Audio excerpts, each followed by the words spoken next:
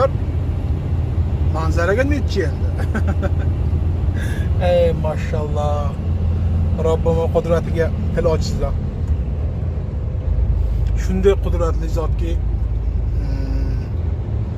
tasanno demasdan iloji yo'qda.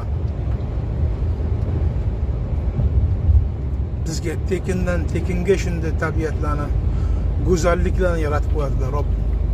Bir rassomni rasmini sotib olish uchun bir manzarani chizsa, falan ming, falan million, falan milliard pul sarflab oladi.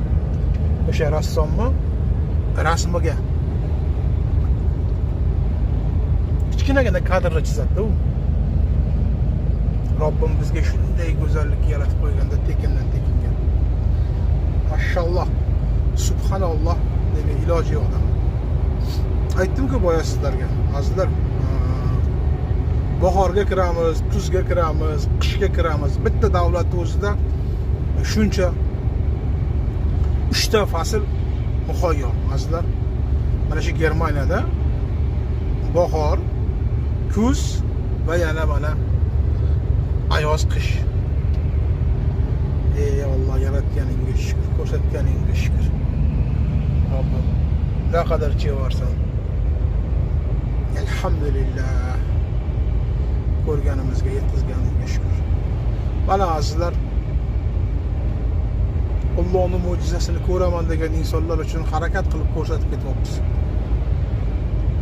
30-yanvar qishni qoq o'rtasi, bahor, kuz va mana qish fasliga keldik.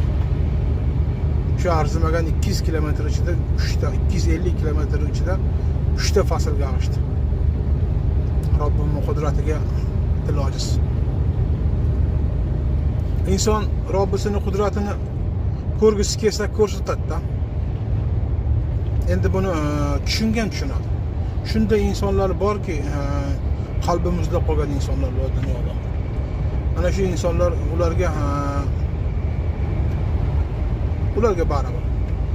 Shunday insonlar bor, juda ham mayda narsadan Robbimni mo'jizalarni qidiradi, ko'radi. Mana shu mo'jiza, mana shu go'zallik. Azizlar, to'g'rimi, noto'g'rimi? Oddiy qor. Lekin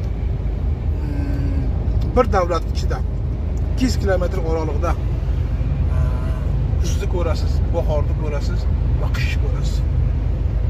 Yaratganiga naqadar qudratlisan. Mana azizlar, joninglar sog'liqlar bo'lsin.